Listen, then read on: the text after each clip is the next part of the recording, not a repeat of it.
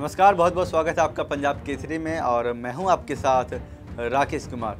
देखिए दोस्तों, कल जिस तरीके से 4 विधानसभा चुनाव की जो नतीजे आए हैं और आज एक और विधानसभा चुनाव के नतीजे आए हैं, वो सभी को देखिए चौंका कर रख दिए, सभी को हैरान करके रख दिया। क्योंकि इस बार के जो चुनाव जो परिणाम है, विधानसभा चुनाव के जो परिणाम हैं वो काफ़ी हैरान करने वाले हैं।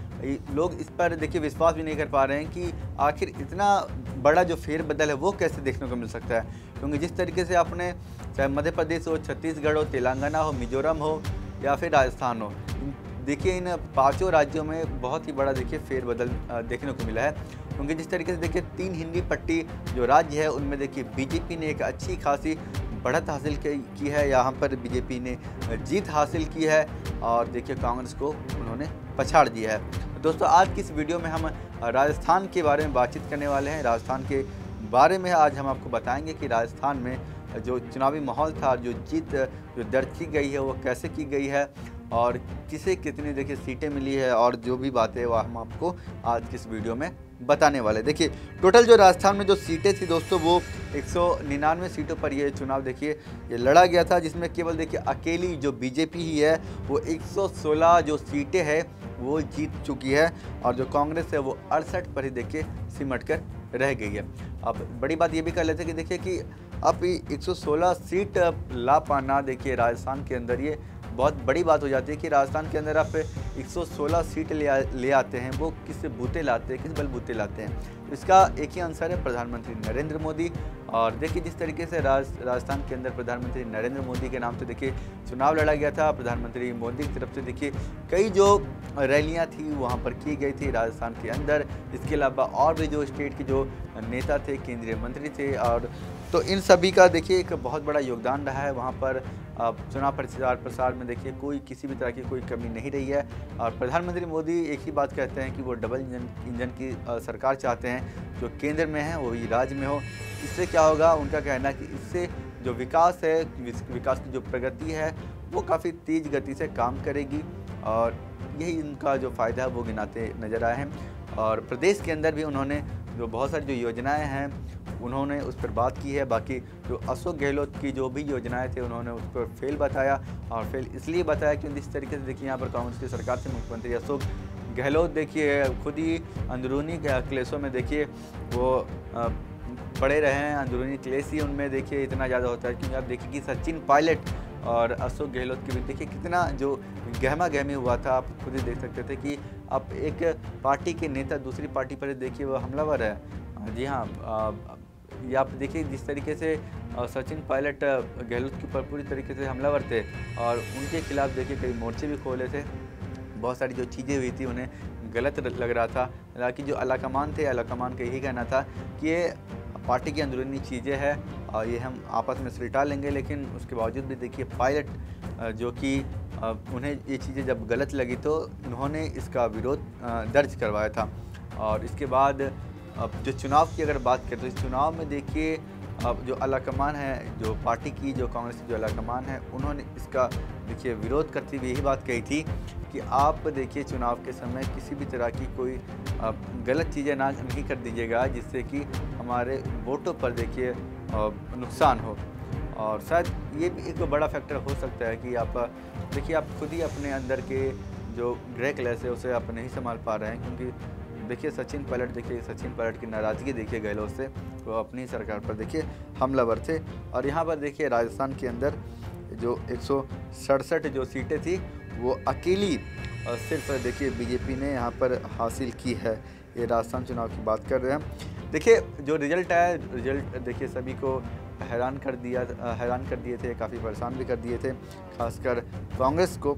और देखिए इस पर अशोक गहलोत का एक ट्वीट आता है। उस ट्वीट में ये कहते हैं कि राजस्थान की जनता द्वारा दिए गए जनादेश को हम विनम्रता पूर्वक स्वीकार करते हैं। यह सभी के लिए एक अप्रत्याशित परिणाम है। यह हार दिखाती है कि हम अपनी योजनाओं, कानूनों और नवाचारों को जनता तक पहुंचाने में पूरी तरह से कामयाब नहीं रहे। ये अशोक गहलोत का कहना है कि वो अपनी योजनाओं, अपनी कानूनों और जो नई जो चीज़ें हैं वो जनता तक ये नहीं पहुंचा पाए थे। शायद इस वजह से ये चुनाव हारे हैं। ये खुद पूर्व उप मुख्यमंत्री देखिए ये खुद अशोक गहलोत का देखिए ये बयान है, इन्होंने ये बयान दिया है, इन्होंने ट्वीट करते हुए ये बातें करी है। इसके बाद देखिए सचिन पायलट की भी देखिए हम बात कर लेते हैं। इस चुनाव के बीच जो परिणाम आए हैं उसके बाद तो देखिए यहाँ पर सचिन पायलट का भी देखिए ट्वीट आता है और उस ट्वीट में देखिए सचिन पायलट देखिए लिखते हैं कि एक बार फिर से मुझे मेरे क्षेत्र के मतदाताओं ने आशीर्वाद दिया है और यहाँ से कांग्रेस की बड़ी जीत दर्ज कराई है। ये जीत टोंक विधानसभा की जनता और कार्यकर्ताओं को समर्पित करता हूँ। ये अशोक ये देखिए सचिन पायलट का देखिए ये ट्वीट था जो टोंक विधानसभा से जीते हैं और सचिन पायलट ने भी अपनी जीत पर देखिए खुशी जाहिर की है। सचिन पायलट खैर ज़्यादा बातें तो नहीं कह पाए लेकिन अपनी जीत की हाँ ये खुशी जाहिर की है कि मैं खुद जीत चुका हूँ टोंक विधानसभा से।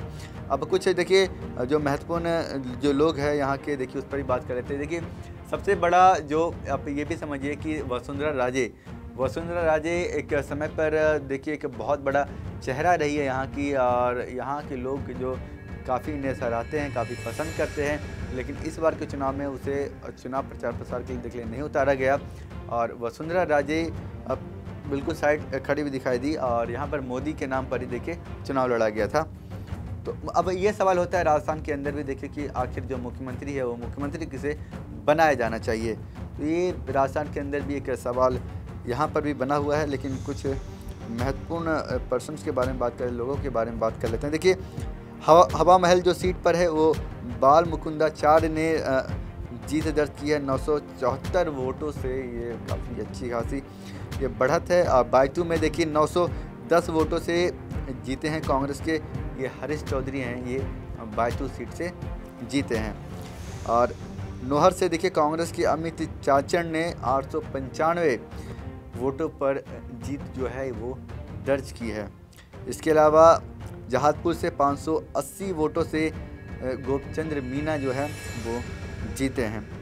और उदयपुर वाटी से देखिए 416 वोटों से जीते हैं कांग्रेस के भगवान राम सैनी।